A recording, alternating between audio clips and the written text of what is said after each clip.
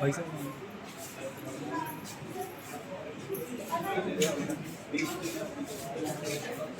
हाँ हाँ हो गया।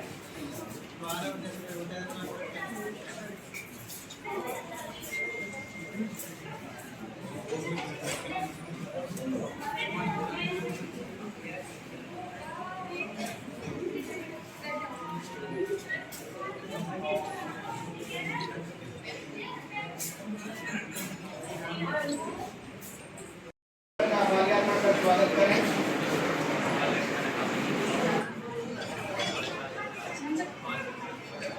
इसी क्रम में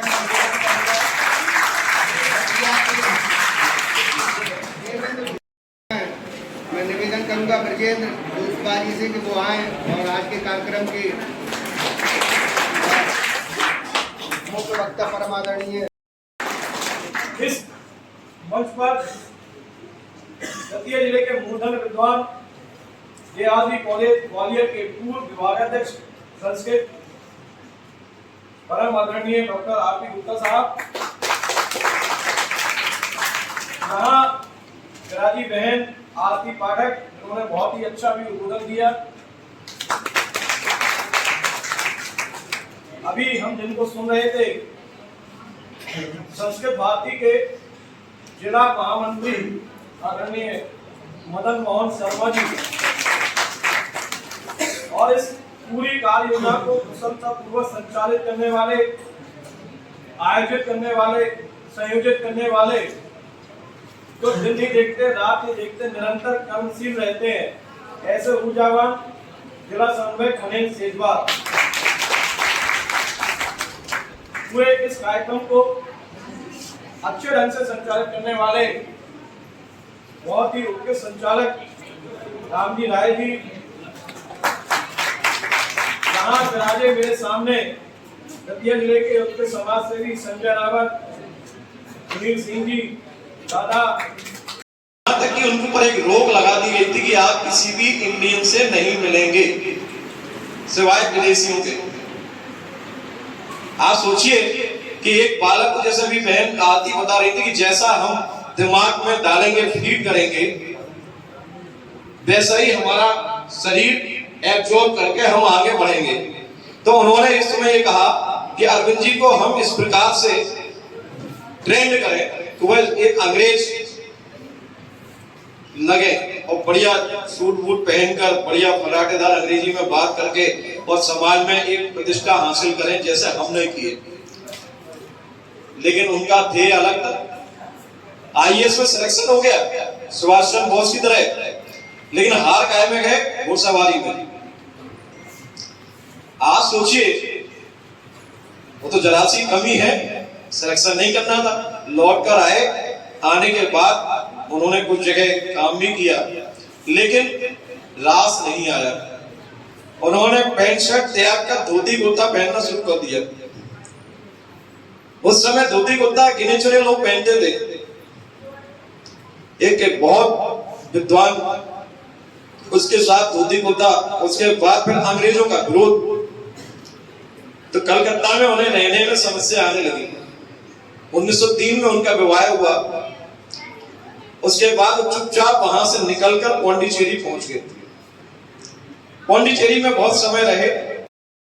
आपके द्वारा महर्षि जी के जीवन व्रत पर, उनके आदर्श, उनके अनुकरणीय जीवन वृत्तांत पर गहन चिंतन मनन कर अपने प्रेरणादायी उद्बोधन हमारे बीच में रखे।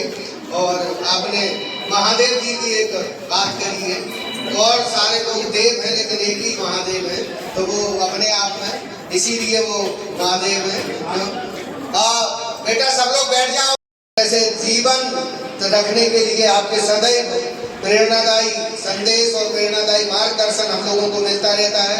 तो मैं परम आदरणीय डॉक्टर RP गुप्ता जी को सादर आमंत्रित करता हूं कि हमारे सभी साथियों को आज महर्षि अरविंद की जयंती पर उनके प्रेरणादायी उद्बोधनों से आविर्भूत करने का कष्ट करें। परम आदरणीय गुप्ता जी।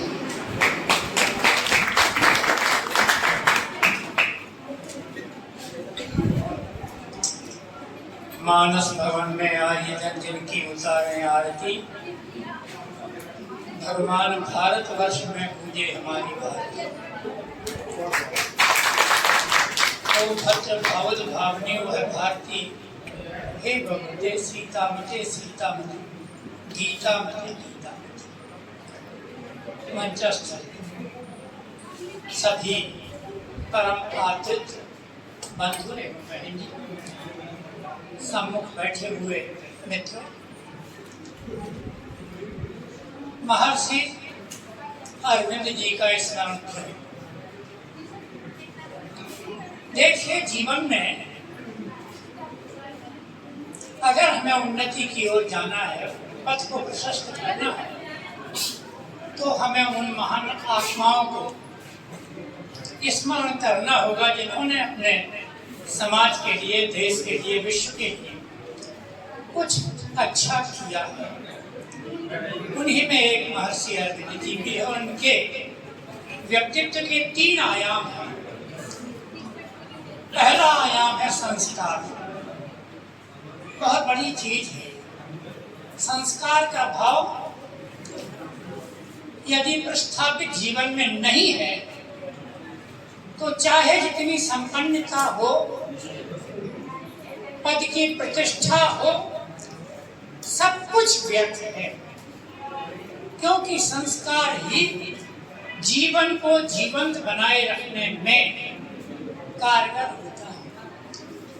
बड़े भले परिवार में उत्पन्न हुए, पिताजी और माताजी परम वैभव से युक्त, उनके गर्भस्थ संस्कार भी परम पूज्य, और जब हुए, देखिए छोटी उम्र समय दार्जिलिंग में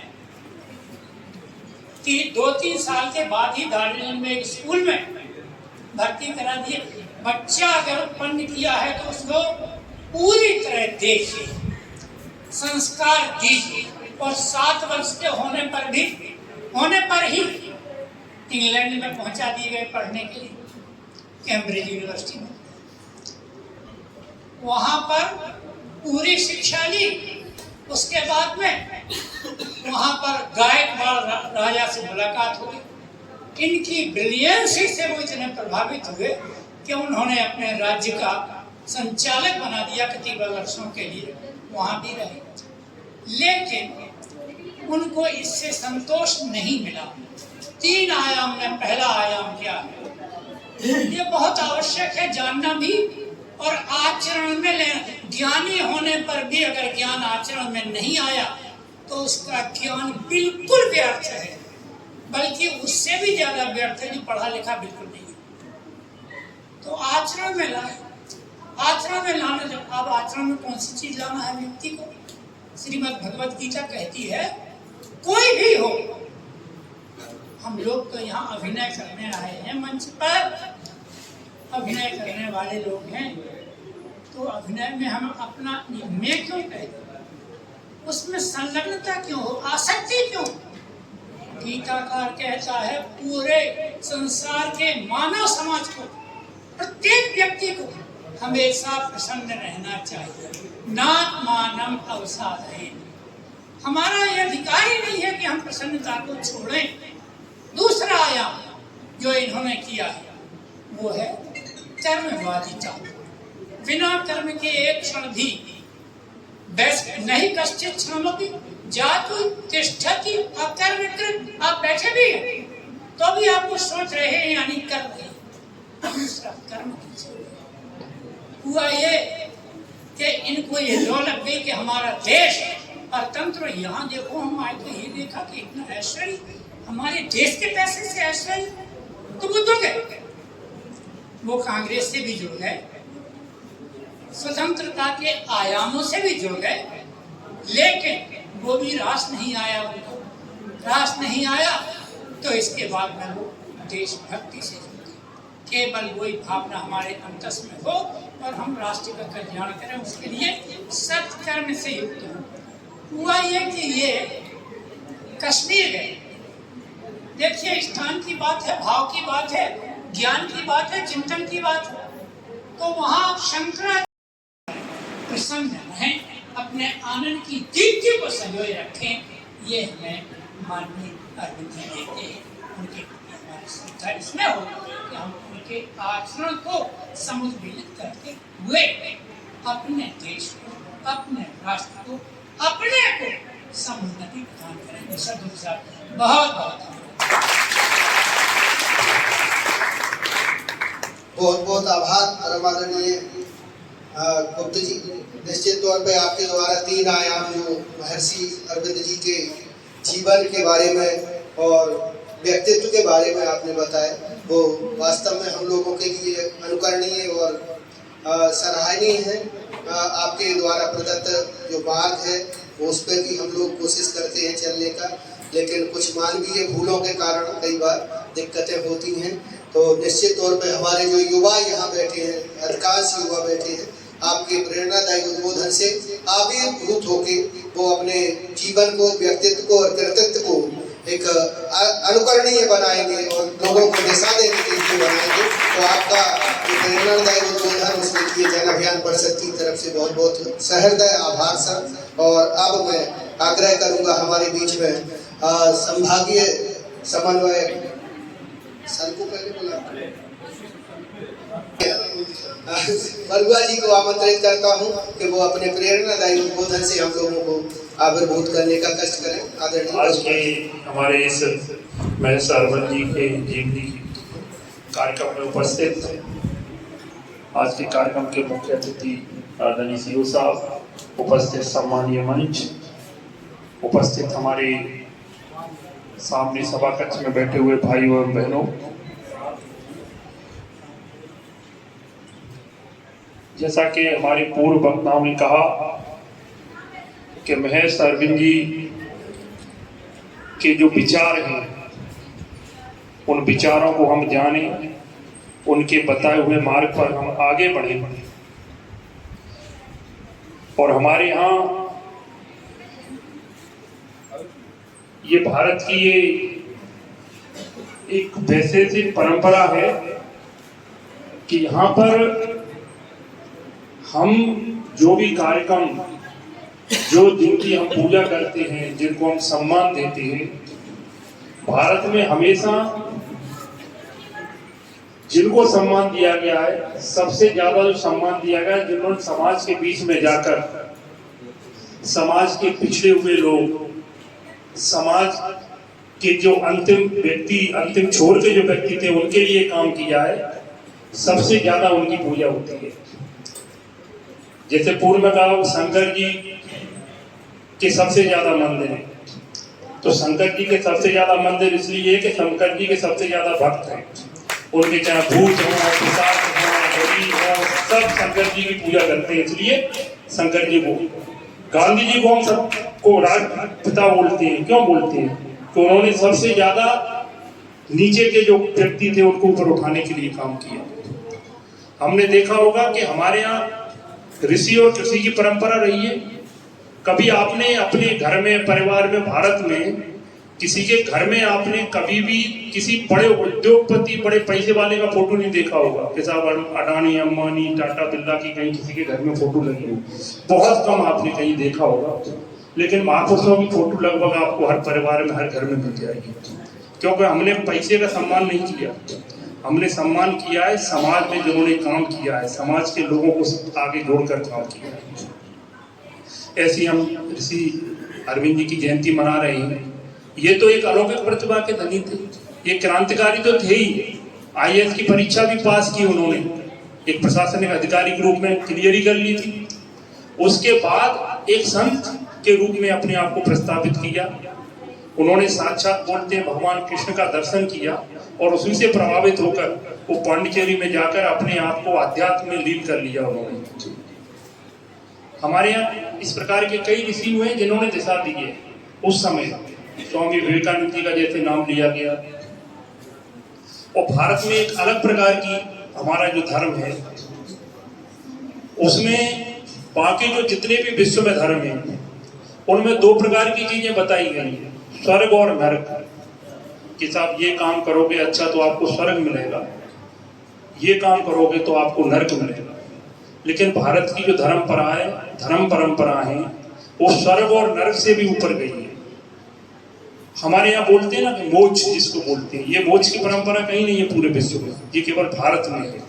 मतलब जीवन के जन्म मृत्यु के बंधन से भी मुक्त होकर उस परम पुरुष में, उस परमात्मा में विलीन हो जाना, ये केवल हमारे यहाँ बताया गया है।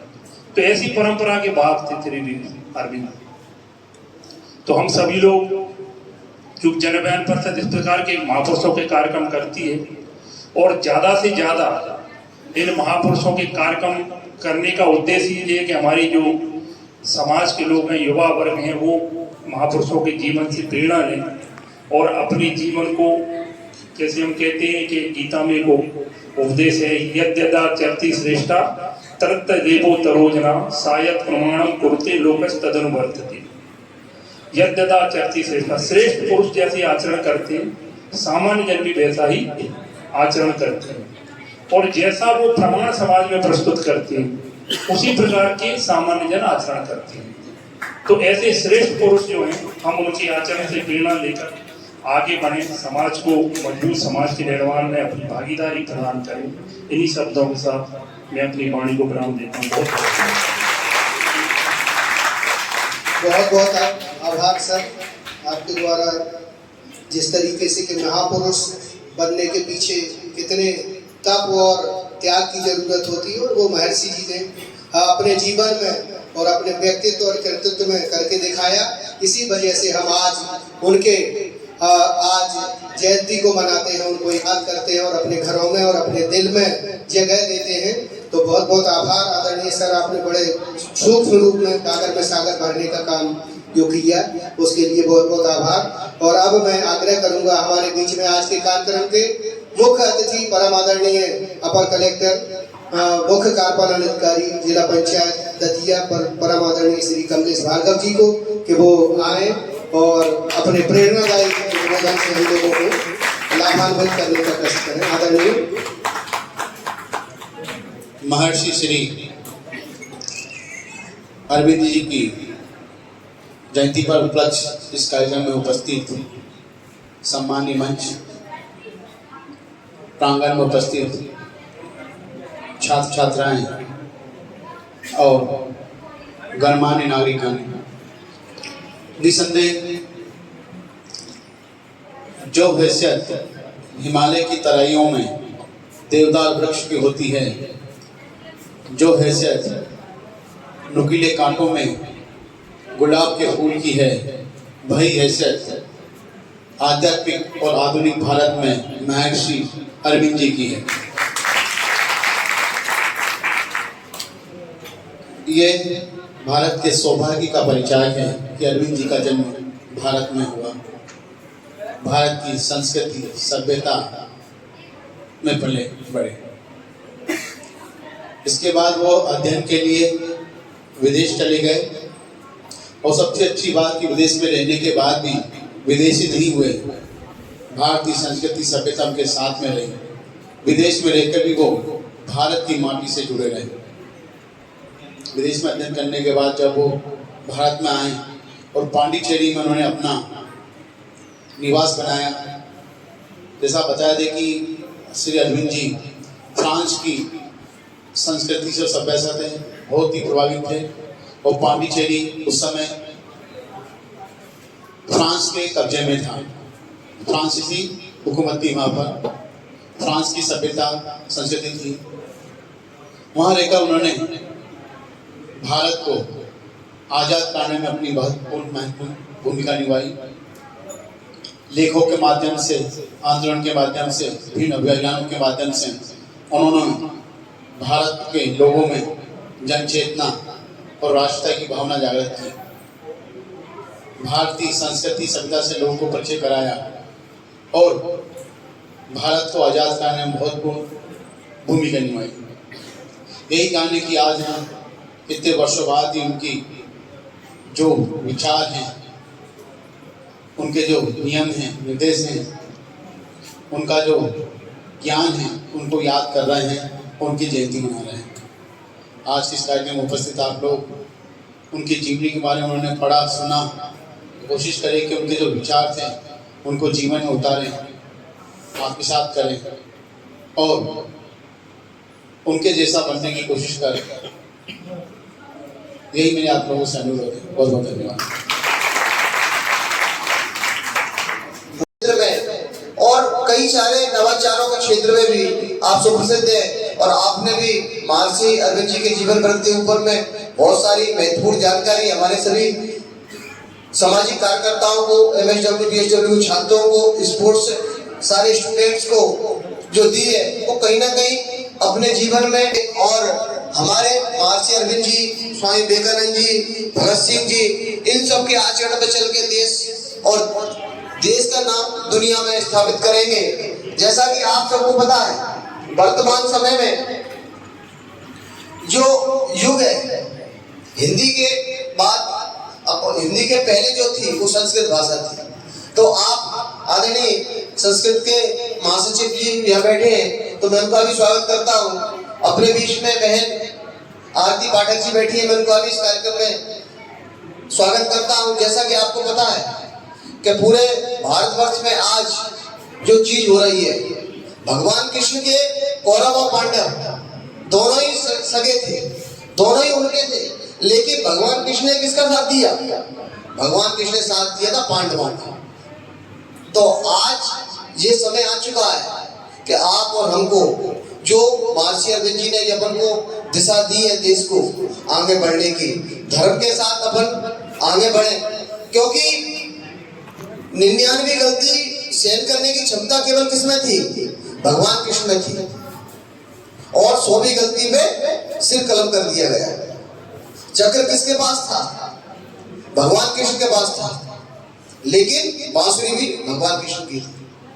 उन्होंने चक्र का जब ही उपयोग किया जब सृष्टि में किसी के होने से सृष्टि बर्बाद हो रही है, उसको कष्ट हो रहा है। जब चक्र का, सुदर्शन चक्र का उपयोग किया, नहीं तो भगवान कृष्ण ने हमेशा बांसुरी का उपयोग किया, मधुर वाणी का उपयोग किया है। तो इसी प्रकार से अपन को अपने आचरण को धारण करना चाहिए कि भगवान कृष्ण के बताए हुए रास्ते पर आज अपन देख रहे हैं, देश ने, दुनिया ने स्वीकार किया है भारत को कि आज इतना सशक्त नेतृत्व भारत को मिला है। इससे पहले आज आप और हम युवाएं सभी लोग बैठ जाए प्लीज। स्वामी जी के वचन है, स्वामी विवेकानंद जी ने कन्याकुमारी में जिस सलाह पे कहा था, मैं भारत को ऐसे भारत को देख रहा हूं कि भारत माता का गर्भ कहीं ना कहीं पूरे देश में नहीं, दुनिया में भी उनकी छाप छोड़ रहा है। जब उन्होंने आज जो बात कही थी, आज वो यशस्वी प्रधानमंत्री नरेंद्र मोदी जी के कर कमलों से, एक वो नरेंद्र थे और आज के ये नरेंद्र हैं, दोनों के माध्यम से आज अंग्रेज हो रहा है। अपन देख रहे हैं G20 के माध्यम से देश के सभी लोगों ने और दुनिया ने स्वीकार किया है कि भारत के अंदर वो क्षमता, वो दक्षता, वो युवाओं की शक्ति है जो दुनिया को बदल सकती है। तो आज इस अवसर पर मैं आप सभी से एक वचन लेना चाहता हूं कि जीवन में आगे बढ़ना है तो अपना लक्ष्य तय कीजिए। बिना लक्ष्य के जीवन में कोई चीज हासिल नहीं हो सकती है। महर्षि अरविंद जी ने भी जीवन में लक्ष्य लिया था कि हम देश को स्वतंत्र कराएंगे। महात्मा गांधी जी ने भी लक्ष्य बनाया था, हम देश को स्वतंत्र कराएंगे। चंद्रशेखर आजाद जी ने भी देश को स्वतंत्र कराने का वचन लिया था, वचन दिया था सभी देशवासियों को। आजाद जी के वो हमेशा आजाद रहे। इसी प्रकार से राजगुरु बिस्मिल भगत सिंह सभी ने देश की आजादी के लिए गोल सेट किया था। उस लक्ष्य को बनाकर वो उन पे अमल किया, और आज अपन देख रहे हैं उन लोगों के जो खून के निशान है इस मातृभूमि पर आज भी अपन लोग कर्जदार हैं। उनके कर्ज चुकाने का एक ही रास्ता है कि आप देश के प्रति वफादार, ईमानदार और सच्चे राष्ट्र पुरुष बनकर इस देश की सेवा करने में अपनी अग्रणी भूमिका निभाएं, और अपने देश और परिवार की इज्जत इसी देश से करें कि जिससे अपन को लगे कहीं ना कहीं देश दुनिया में अपने कारण से देश का नाम ऊंचा हो रहा है। तो आज इस अवसर पर सभी लोगों का बहुत बहुत आभार, धन्यवाद। आगे स्वीप प्लान के अंतर्गत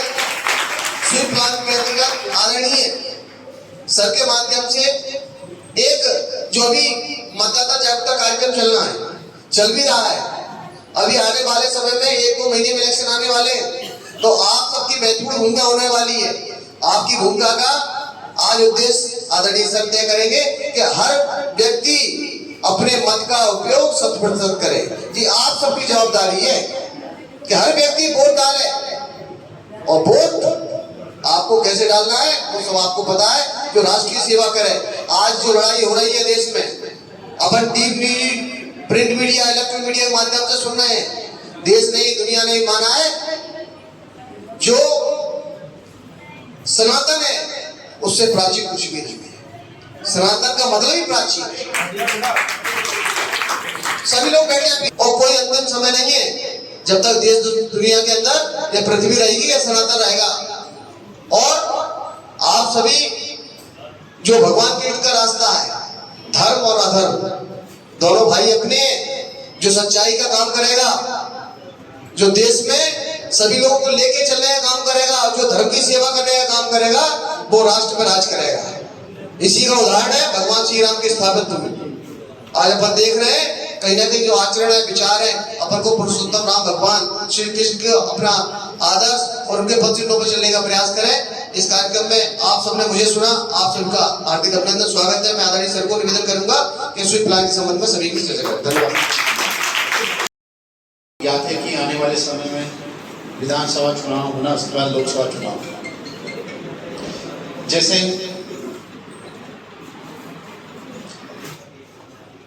अपना अधिकार है, जो पात्र है जिसके 18 वर्ष की उम्र हो गई है, अभी मतदाता सूची में नाम जुड़वा रहे हैं। कई लोग इसमें नाम जुड़वाए हैं। कितने लोगों के मतदाता सूची में नाम है, हाथ खड़ा करें। जो 18 वर्ष के हैं वो निश्चित रूप से अपने नाम जुड़वाएं। भारत निर्वाचन आयोग का मानना है कि मतदान जो पात्र है जिसका नाम, मतदान जरूर करें। 100% मतदान हो, क्योंकि एक एक वोट की बहुत कीमत होती है। दोनों 50-50, मान लीजिए 100 में से दोनों को 50-50 आए और एक को किसी एक मिल जाए 51,049 तो विजेता रहता है।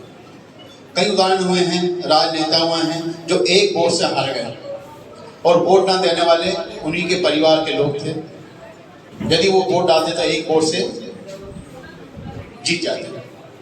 तो वोट का बहुत महत्व है। इसी के लिए सरकार एक स्वीप के अंतर्गत गतिविधि संचालित करती है कि जो जागरूक करती है कि लोग जो मतदाता सूची है, जो मतदाता है वो अपना वोट डालें। इसी तारतम्य में स्वीप की गतिविधि जिले में संचालित है। तो मैं आप लोगों को एक शपथ दिलाना चाहूँगा। सभी लोग खड़े हुए हैं और हाथ आगे करें।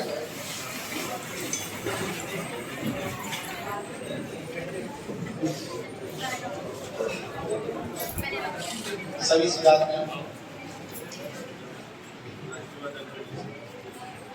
हम भारत के नागरिक लोकतंत्र में अपनी पूर्ण आस्था रखते हुए यह शपथ लेते हैं कि हम अपने देश की लोकतांत्रिक परंपराओं की मर्यादा को बनाए रखेंगे तथा स्वतंत्र, निष्पक्ष एवं शांतिपूर्ण निर्वाचन की गरिमा को अक्षुण्ण रखते हुए निर्भीक होकर धर्म, वर्ग, जाति, समुदाय, भाषा अथवा अन्य किसी भी प्रलोभन से प्रभावित हुए बिना सभी निर्वाचनों में अपने मताधिकार का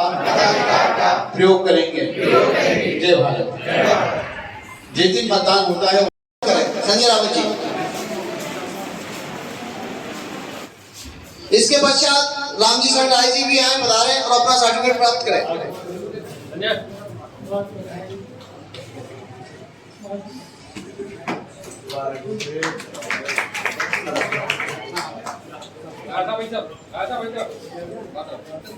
इसके पश्चात श्रीमती मनोज गुप्ता वो भी पधारें और अपना सर्टिफिकेट प्राप्त करें। इसके पश्चात महेंद्र वर्मा कोई पधारे अपना सर्टिफिकेट प्राप्त करें। ब्रजेंद्र कोई पधारे। आलोक सोनी जी भी अपना सर्टिफिकेट प्राप्त करें। उपेंद्र सिंह यादव वो भी अपना सर्टिफिकेट प्राप्त करें। एक मिनट आप तुम एक साइड बिल्कुल आइदा कौशल पाठक जी बता रहे हैं। जो बताओ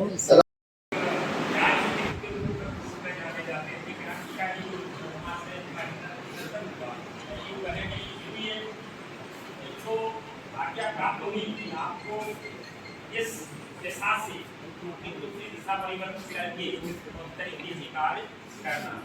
वहाँ से उन्होंने जो है जहाँ अंग्रेजी रियासत का जहाँ जहाँ शासन था उस क्षेत्र को छोड़ करके संत होकर के जो है आश्रम बनाया और पुडुचेरी में जहाँ फ्रांसीसी शासन चलता था वहाँ ये गए और वहाँ जो है इनको एक राजनीतिक के तौर पर भी जाना जाता है, बहुत अच्छे राजनीतिक भी रहे।